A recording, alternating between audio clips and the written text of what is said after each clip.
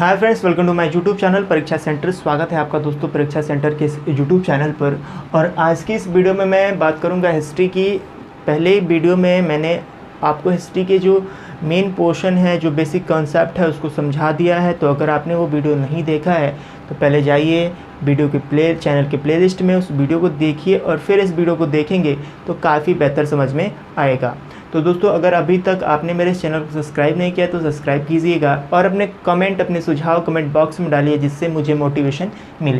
देखिए दोस्तों, पिछले वीडियो में हमने पृथ्वी के भूगर्भिक काल में जो महाकल्प युग और कल्प की बात की थी, वहीं से मैं इस चीज़ों को फिर से शुरुआत करने वाला हूँ। जहाँ पर हमने महाकल्प में सियोजोइक महाकल्प में तृतीयक युग में प्लायोसीन काल में पृथ्वी पर मानव के उदय की खोज कर ली थी कि मानव प्लायोसीन काल में पृथ्वी पर मानव दक्षिण अफ्रीका में आ गया था। ये चीज़ें मैंने बोर्ड पे लिख दी हैं। अब जो कपी जो प्लायोसीन युग में आया था, उसके अगर वैज्ञानिक नाम दिया जाता है तो उसे हम रामापिथिकस के नाम से जानते हैं। वो रामापिथिकस बहुत सारे सालों तक, बहुत अरबों हजारों सालों तक वो उसी जंगल में रहा और धीरे धीरे उसकी आवश्यकताएं बढ़ी, क्योंकि वहाँ के कंदमूल फूल जो वो खाते था वो धीरे धीरे कम होता गया। तो वो अपने भूख के तलाश में, भोजन की तलाश में वो आगे बढ़ता आया और धीरे धीरे वो बढ़ते बढ़ते जब वो अफ्रीका के जंगलों से बढ़ते बढ़ते मैदानी भाग में आया, तो वो मैदानी भाग में आकर उसको जो नाम दिया गया था, ये इम्पॉर्टेंट प्रश्न यहाँ से बनता है। जब वो मैदानी भाग में आया तो उसे हम ऑस्ट्रोपिथेकस के नाम से जानते हैं, और जो जंगलों में रह गए उसे हम वही रामापिथिकस ही कहते हैं। अब जब ये ऑस्ट्रोपिथेकस मैदानी भाग में आ गया, ऑस्ट्रोपिथेकस जब मैदानी भाग में आया तो वो धीरे धीरे भोजन की तलाश में भटकने लगा, यहाँ से वहाँ कूदने लगा। और जो उसकी पूँछ थी, जो कपी जो बंदर होते हैं, जब वो धरातल पर आया तो धीरे धीरे उसकी जो वातावरणीय परिवर्तन से शारीरिक परिवर्तन हुआ, उसका पूँछ धीरे धीरे हट गया। वो हाथों के सहारे अब धीरे धीरे हाथों से अपना क्या करने लगा, काम करने लगा। और वो चार पैरों की जगह पर केवल पैरों का प्रयोग करने लगा और हाथों से वो क्या करने लगा, चलने लगा। समय के साथ वो कंदमूल खा रहा था, लेकिन वो कंदमूल खाना क्या करता है, खाने के साथ साथ वो जानवरों को भी खाने लगता है। जो बंदर जो कपी था वो कंदमूल तो खाते थे ही, लेकिन वो पर्याप्त मात्रा में नहीं थे। किसी बंदर ने देखा होगा किसी जानवर का शिकार करके खाते हुए, तो धीरे धीरे ये जो ऑस्ट्रोपिथेकस था वो जानवरों का क्या करने लगे, शिकार करने लगे। लेकिन ये जो जानवर का शिकार तो वो कर लेते थे शुरुआती दौर में, लेकिन जैसे जैसे वो समय बीतता गया, अब शिकार करना उतना आसान नहीं रह गया था, बहुत ज़्यादा क्या हो गया, कठिन हो गया। तो ऑस्ट्रोपिथेकस क्या करते थे, ये पत्थर, बड़े बड़े पत्थरों के औजार, जैसे बहुत बड़े बड़े पत्थर लेकर क्या करते थे, वो किसी भी जानवर पर फेंक देते थे और फिर झुंड बनाकर उसको मार के खाते थे। लेकिन ये भी जो समय सीमा थी बहुत कम समय तक चली, क्योंकि अब किसी भी व्यक्ति को आप मारने जाएंगे तो वो अगर सतर्क है तो आपके मारने से पहले वो क्या होता है, भग जाता है। तो जो शिकार था, जो जानवर थे, वो इन लोगों को देखते ही क्या हो जाते थे, भग जाते थे।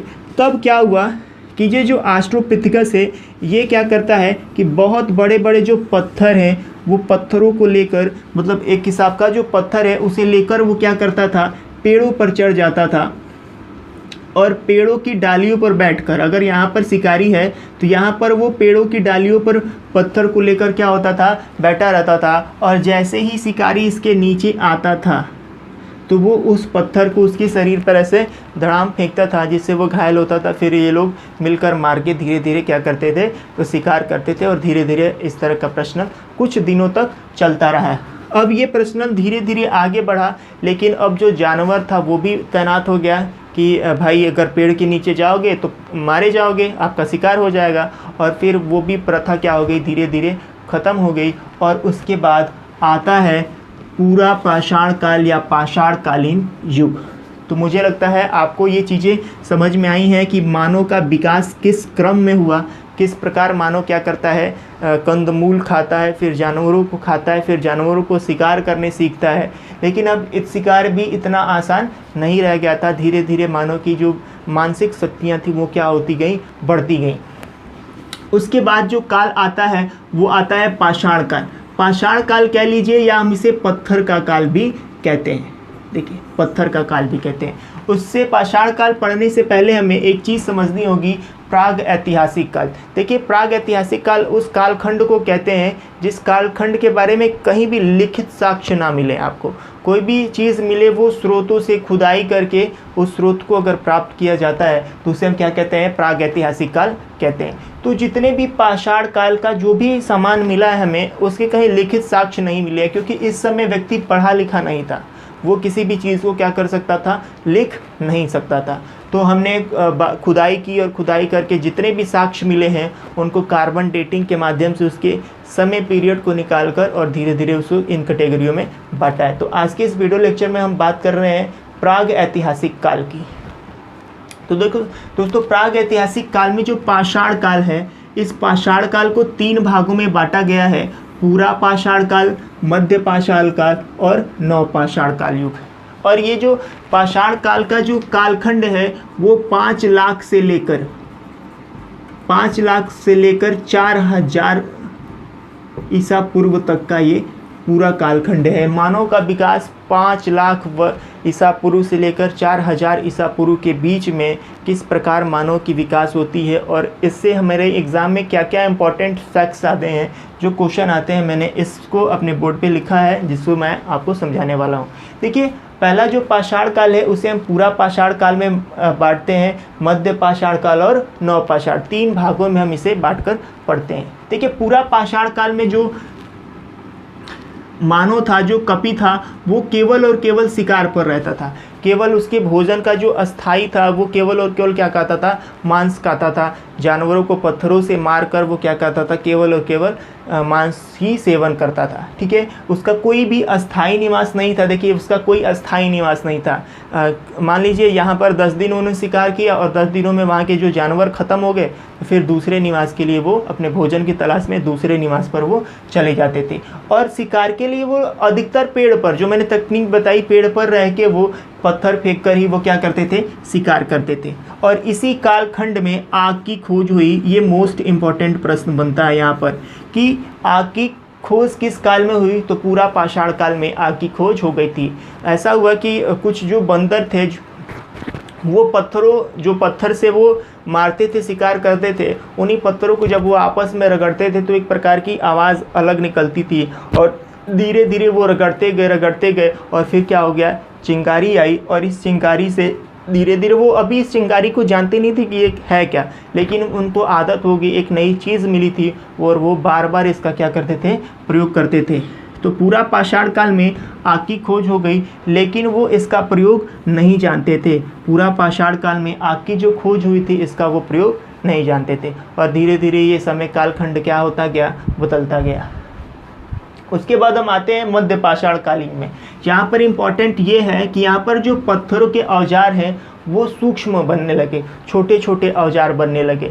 यहाँ पर इस कालखंड में लोग पानियों की तलाश में नदियों के किनारे जब जाके बसने लगे तो दूर दूर से जो पत्थर जो रगड़ के पानी में आता था वो छोटा और नुकीला हो जाता था, जिससे जानवरों को मारने में क्या होती थी, बहुत आसानी होती थी। तो इस कालखंड में औजार जो था वो छोटा छोटा था। इस कालखंड में मिट्टी के बर्तन के भी साक्ष्य मिले हैं। ठीक है, इसी कालखंड में जो बर्तन, मिट्टी वाला जो बर्तन है उसको भी देखा गया है। और इसी कालखंड में आग का प्रयोग होने लगा। अब मैं इसकी कहानी बताता हूँ। जब बंदर बार बार रगड़ते थे तो उससे जंगल में एक बार क्या हो गई, आग लग गई। और जब आग लगे, ऐसा माना जाता है कि रगड़ने से क्या होगी, आग लगी, और बहुत सारे जो जानवर थे वो मर गए और वो जल गए। और जलने के बाद जब ये जो आदमी थे वो जब शिकारी जब उसको खाता था तो वो अच्छा लगता था, और उसके बाद इन्होंने आग का प्रयोग करना क्या कर दिया, प्रारंभ कर दिया। मांस को ये लोग क्या करने लगे, पकाकर खाने लगे। ठीक है, तो मांस को जो पकाकर खाने की परंपरा है वो मध्य पाषाण काल में शुरू हुई। और आग की खोज कब हुई थी, वो पूरा पाषाण काल में, लेकिन जो आग का प्रयोग हुआ ये कहाँ हुआ, मध्य पाषाण कालीन युग में होने लगा। उसके बाद हम बात करते हैं नवपाषाण काल। देखिए नवपाषाण काल की एक इम्पॉर्टेंट चीज़ ये है कि यहाँ पर एक चीज़ और छूट गई। देखिए सर्वप्रथम जानवरों को पालना प्रारंभ किया किस कालखंड में, तो मध्य पाषाण कालखंड में जानवरों को लोगों ने पालना प्रारंभ किया। ऐसा क्यों हुआ कि जो कुत्ता है, सर्वप्रथम कुत्ते को पालना प्रारंभ किया गया।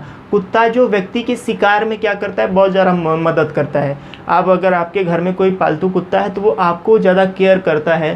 तो धीरे धीरे व्यक्तियों ने इस कुत्ते से जाना, कुत्ते को समझा, और ये उनके शिकार में, जो शिकार के लिए जो जानवर थे उनको घेरने में, पकड़ने में क्या करता था, काफ़ी मदद करता था। इसलिए मध्य पाषाण कालीन में कुत्ता क्या था, सर्वप्रथम पालतू जानवर बना। उसके बाद आते हैं नवपाषाण कालीन युग, और ये होमो सेपियंस का युग था। यहाँ पर बहुत एक अलग प्रकार का परिवर्तन हुआ। कहाँ पर, नवपाषाण काल में। यहाँ पर कृषि के लिए क्या हो गए, खेतों का उपजाऊ हुआ। कृषि करने के लिए अनाज से सर्वप्रथम परिचित नवपाषाण काल में मेरुलगढ़ में सर्वप्रथम अनाज के कुछ साक्ष्य मिले हैं। गेहूं के साक्ष्य मेरुलगढ़ में मिले हैं। देखिए यहाँ पर लोग फसलों की कटाई करने लगे, झोपड़ियों में निवास करने लगे, इनका अस्थायी निवास हो गया। और समाज, जो समाज का निर्माण भी क्या हुआ, नवपाषाण काल में हुआ। मैं इस कालखंड को आपको विस्तृत तरीके से समझाता हूँ। देखिए कि हुआ क्या, जब मैं बता रहा हूँ आपको, जब कृषि की उत्पत्ति कैसे हुई, तो जो कंदमूल फूल, जो भी फल पेड़ों से गिरते थे, कुछ समय बाद वो अंकुरित होकर ज़मीन से, जब भी बारिश होती थी चाहे पानी वाले स्थान पर, वो अंकुरित होकर फिर क्या होते थे, उनके छोटे छोटे पौधे क्या होते थे, निकलते थे। तो जो मानव था वो धीरे धीरे विकसित हो गया। वो समझने लगा कि अगर इन बीजों को हम पानी में, ज़मीन में गाड़ के उसको समय समय पर पानी देंगे तो ये क्या होगा, फिर हमें और फूल फल क्या होंगे, खाने को मिलेंगे। और इस प्रकार व्यक्ति क्या करने लगा कि उस बीजों को पहले इकट्ठा करता था, और जब भी बारिश का सीजन आता था तो उसे खोद खोद के हल्की हल्की मिट्टी में गाड़ता था, और वो धीरे धीरे क्या होते गए, बड़े होते गए, और अनाज का जो भंडार क्या होता गया, बहुत बड़ा होता गया। और जब अनाज का भंडार बड़ा हो जाएगा तो उसको रखने के लिए आपको झोपड़ियों की आवश्यकता होगी, क्योंकि आपको पूरा साल खाना है। तो इसलिए नवपाषाण कालीन में क्या हो गया, झोपड़ियों का क्या हो गया, निर्माण हो गया। ठीक है, समाज, धीरे धीरे कई झोपड़ियाँ बनी, धीरे धीरे समाज का इसी प्रकार निर्माण हुआ। व्यक्ति के रहन सहन में क्या हो गए, परिवर्तन आने लगे। व्यक्ति, माँ बाप, इस तरह की सभी परंपराओं को धीरे धीरे क्या हुआ, नवपाषाण कालीन में युग में बनाने लगा। अब इसी काल में पहिए का आविष्कार हुआ। इसी काल में क्या हो गया, पहिए का आविष्कार हुआ। व्यक्ति जो चीज़ें थी, अनाज था, उसको एक स्थान से दूसरे स्थान तक लाने के लिए पहिए का क्या करता था, प्रयोग करता था। और धीरे धीरे पहिए पर लाद के ठेले वेले का जो भी हो, उस समय इस तरह के चीज़ें की गई। और इसी समय, इसी नवपाषाण कालीन में इम्पॉर्टेंट प्रश्न यही है, होमो सेपियंस, आधुनिक मानव होमो सेपियंस का जन्म हुआ। कहाँ पर, नवपाषाण कालीन युग में। नवपाषाण कालीन में इम्पॉर्टेंट फैक्ट ये है कि मेरुलगढ़ में, आप नोट कर लीजिएगा, मेरुलगढ़ में सर्वप्रथम कृषि के साक्ष्य मिले हैं। तो दोस्तों आज का ये वीडियो आपको कैसा लगा मुझे बताइएगा। आपके कॉन्सेप्ट क्लियर हुए, नहीं क्लियर हुए, मैं इस पर एक और वीडियो आपको बना के और भी डिटेल में आपको इस पर चर्चा करूँगा। तो आज का ये जो वीडियो था, हमने प्राग ऐतिहासिक काल, मानव के विकास क्रम में पूरा पाषाण काल, मध्य पाषाण काल और नवपाषाण काल को समझा है। किस प्रकार किस चीज़ का उपयोग समय समय पर होता गया। आपको याद रखना है, आग की खोज पूरा पाषाण काल, आग का प्रयोग मध्य पाषाण काल, और कुत्ते का, पालतू कुत्ता को पालना है वो भी मध्य पाषाण काल। और जितनी भी नई नई चीज़ें हैं, कृषि, पत्थर, कुल्हाड़ी के औजार, फसलों की कटाई, झोपड़ी का निर्माण, पहिए का आविष्कार, ये सारी जो चीज़ें हुई हैं, समाज और सभ्यता, समाज का निर्माण, अभी सभ्यता संस्कृति का निर्माण नहीं हो पाया है, लेकिन एक समाज, एक परिवार का जो आविष्कार हुआ था, जो खोज हुई थी, वो नवपाषाण काल में हुई थी। और आधुनिक मानव होमो सेपियंस का भी निर्माण हमने नवपाषाण काल युग में हुआ था। तो आज के इस वीडियो लेक्चर में मैं इतना ही रहने देता हूँ, और अपने फीडबैक कमेंट बॉक्स में ज़रूर लिखिए, जिससे मुझे पता चले मैं मोटिवेटेड हूँ आपको इस तरह के और वीडियो देने के लिए। तो थैंक यू फॉर वॉचिंग मी। आज के लिए इतना ही।